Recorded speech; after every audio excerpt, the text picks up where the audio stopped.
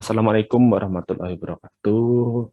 Kami dari kelompok 4 akan membuat mini podcast nih terkait pengurangan kapasitas produksi dari Toyota pada kuartal 2. Nah, ini saya sendiri, Eka Risa Fahlevi, berperan sebagai moderator pada kesempatan kali ini. Nah, ini sudah ada beberapa narasumber kita yang bisa kita wawancarai ini pada podcast kali ini. Nah, yuk silakan dari manajer operasi terlebih dahulu untuk memperkenalkan dirinya. Baik, sebelumnya perkenalkan, saya Mei Engramawati sebagai manajer operasi. Perkenalkan, nama saya Desi Ramadhani Wulandari sebagai manajemen operasi.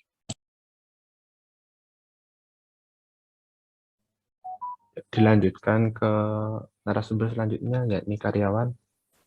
Langsung saja ya, langsung ke selanjutnya. Baik, sebelumnya perkenalkan, saya Aisyah Fika Aulia di sini sebagai karyawan.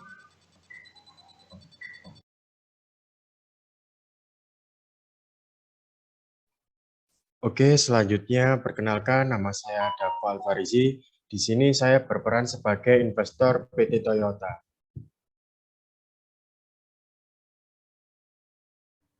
Baik, perkenalkan nama saya Muhammad Dava Saputra. Di sini saya berperan sebagai pelanggan dari Toyota.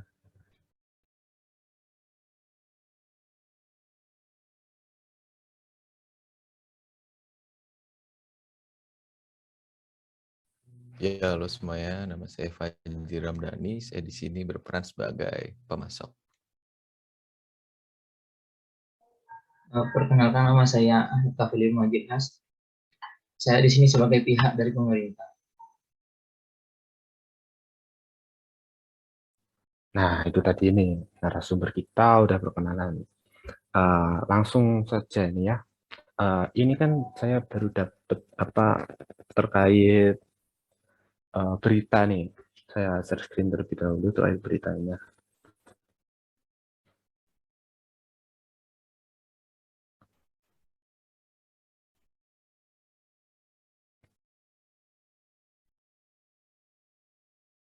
Sudah kelihatan belum ini beritanya?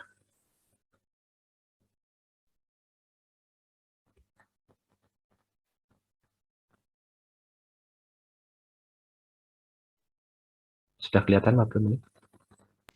Sudah Oke. terlihat. Nah, permasalahan kita kan terkait ini ya. Kita tuh dari berita ini ada tagline dari suara.com. Ini Toyota pangkas jumlah produksi mobilnya di dunia. Nah, krisis chip jadi biangnya.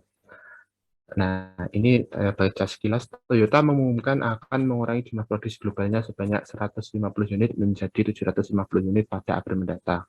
Langkah ini diambil akibat krisis chip dan tekanan pandemi COVID-19. Nah, ini ada juga berita yang lainnya juga sama seperti ini. Sebentar. Nah, ini dari Sindonews juga mengabarkan bahwa Toyota akan kurangi kapasitas produksi di kuartal kedua tahun 2022. Nah, mulai kuartal 2 ini, Toyota dikabarkan akan mengurangi kapasitas produksi di Jepang sebagai salah satu cara mengurangi komponen termasuk chip semikonduktor.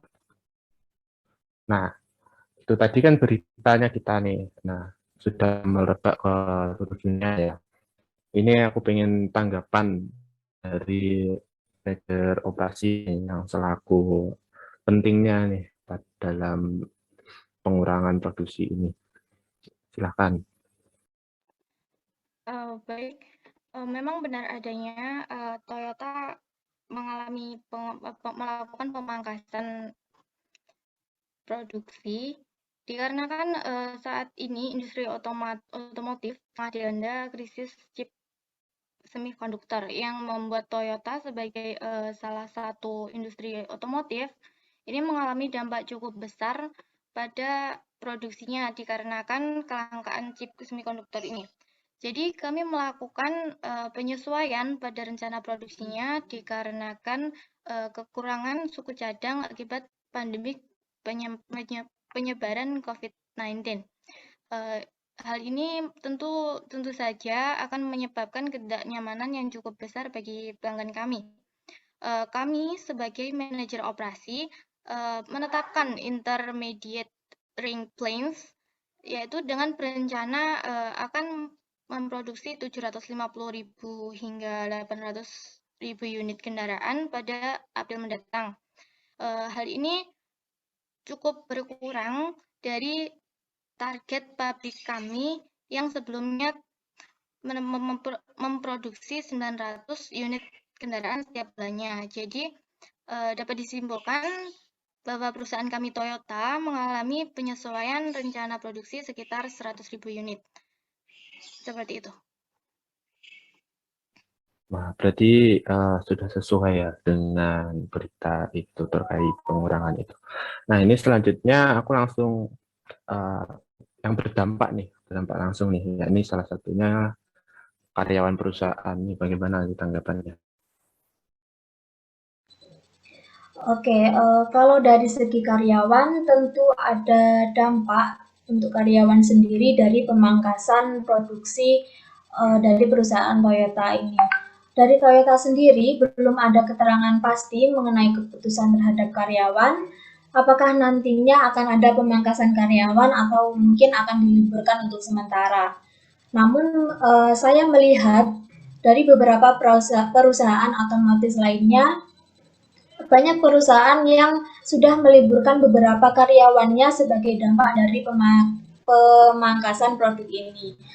Dengan begitu, saya sebagai karyawan bisa dikatakan cukup khawatir akan adanya kemungkinan buruk dari keputusan perusahaan apabila nantinya permasalahan ini semakin memburuk, karena tidak menutup kemungkinan perusahaan akan memutuskan untuk memberhentikan beberapa karyawan seperti itu.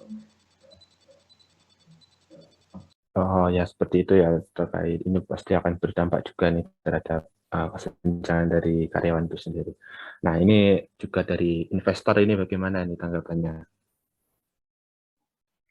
Oke, kalau dari investor sendiri, saya rasa ini adalah kebijakan yang tepat yang diambil oleh perusahaan Toyota ya.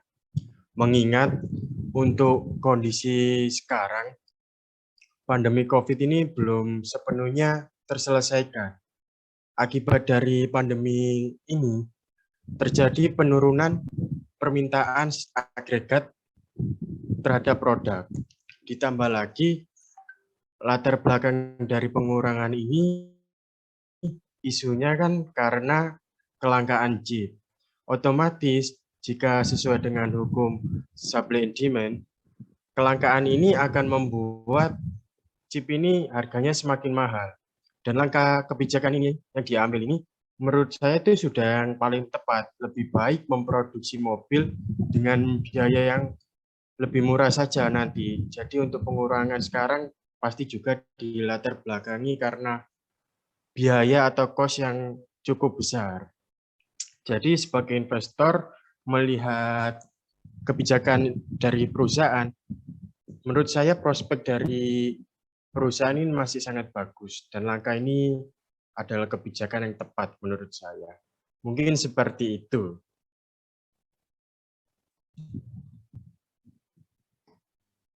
Nah, itu dari investor juga sudah mendukung nih kebijakan ini. Nah, ini kemudian langsung dari pemasok ini bagaimana tanggapannya? Nah, kalau dari pemasok sendiri, di sini kami mencoba membenarkan tindakan kami kenapa supply dari chip semikonduktor itu dikit gitu. Yang pertama yaitu jelas gara-gara pandemi kan.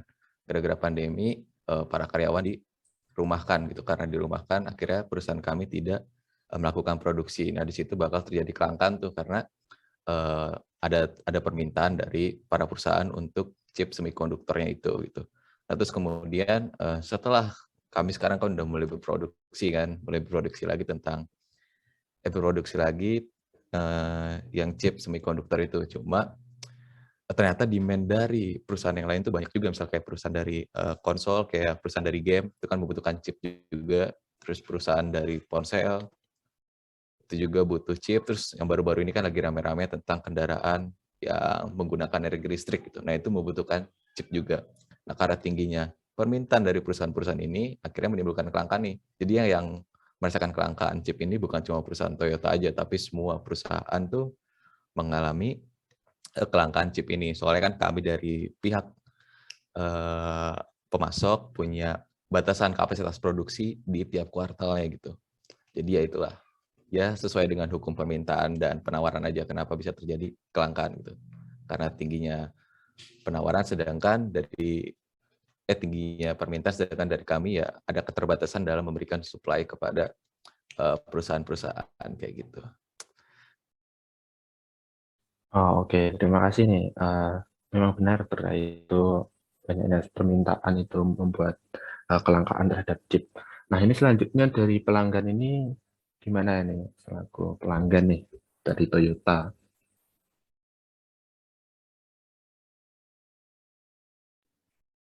Baik, saya di sini sebagai pelanggan dari Toyota.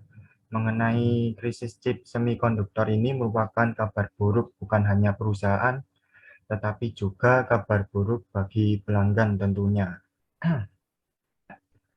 Karena peranan chip ini berdampak besar dari sistem elektronik sebuah mobil. Jika ada pelanggan Toyota yang ingin mengganti chip lama yang rusak, bisa saja perlu inden yang cukup lama dan dikenakan biaya yang mahal tentunya. Chip semikonduktor ini juga mengontrol sistem stabilitas kendaraan dan sistem keselamatan yang dirancang bagi pengendara. Maka perusahaan Toyota ini perlu menyelesaikan masalah chip ini dengan segera. Begitu dari saya. Ya, baik. Dari pelanggan itu ya sikapnya terkait itu. Nah, ini mungkin dari sisi pemerintah nih, bagaimana nih perspektif pemerintah terkait pengurangan produksi ini? Baik, untuk dari pemerintah sendiri, pemerintah kan perlu memulihkan ekonomi yang terjun jauh dari angka normal akibat terjadinya pandemi selama 2 tahun ini. Sehingga daya beli masyarakat yang menurun bisa kembali normal seperti sedia kala. Dan juga akibat pandemi ini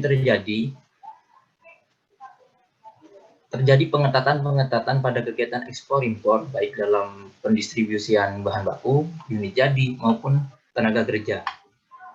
Hal ini bertujuan untuk mengurangi risiko penyebaran serta kolapsnya ekonomi negara, sehingga perusahaan mau tidak mau mengikuti aturan yang berlaku. Karena peraturan yang berlaku ini memiliki tujuan untuk menyejahterakan dan keselamatan segala pihak, dan salah satu pihak di sini yaitu pihak Toyota. Begitu, Mas. Oh, jadi seperti itu ya tanggapan dari pemerintah. Ini kan udah dari seluruh narasumber ini juga udah memberikan tanggapannya. Nah, ini selanjutnya aku pengen tahu nih, solusi apa sih yang ditawarkan oleh manajer operasi? Silakan, manajer operasi. Mungkin kalau dari manajer operasi sendiri itu akan terus berkomunikasi tentunya dan bekerja sama dengan para pemasok. Nah, hal ini untuk bertujuan untuk memperkuat rantai pasokan. Nah, selain itu juga manajer operasi akan terus memantau dan memeriksa jalannya proses produksi, serta akan mempertimbangkan dan berkonsultasi dengan semua perusahaan yang terlibat untuk penggunaan pengganti jika memungkinkan. Hal ini dilakukan untuk mengantisipasi kekurangan yang berkelanjutan di kemudian hari, seperti itu. Jadi, selesai seperti itu. Oh, jadi seperti itu ya tanggapan dari beberapa narasumber, kita juga udah tahu solusinya. Nah, ini dari berbagai tanggapan dari narasumber kita ini bahwa pengurangan produksi mobil Toyota ini sudah terencana sesuai dengan perencanaan agregat, di mana berhubungan dengan penentuan kuantitas dan waktu produksi pada jangka menengah. Biasanya tuh 3 bulan. Kemudian pandemi COVID-19 dan pasokan chip semikonduktor yang kurang juga menjadi bahan pertimbangan karena berpengaruh terhadap keselamatan pelanggan. Daripada mengabaikan keselamatan pelanggan dan klaim asuransi karena juga merupakan strategi perencanaan agregat dalam mengubah tingkat produksi dan mengubah tingkat kapasitas. Solusi yang terbaik adalah keselamatan dan mengurangi tingkat produksi daripada harus mengejar target produksi setiap bulannya dan berkomunikasi langsung dengan para pelanggan. Nah, sekian podcast dari kelompok 4. Ada kurang lebihnya mohon maaf. Terima kasih semuanya yang telah menonton. See you. Wassalamualaikum warahmatullahi wabarakatuh. Waalaikumsalam warahmatullahi wabarakatuh.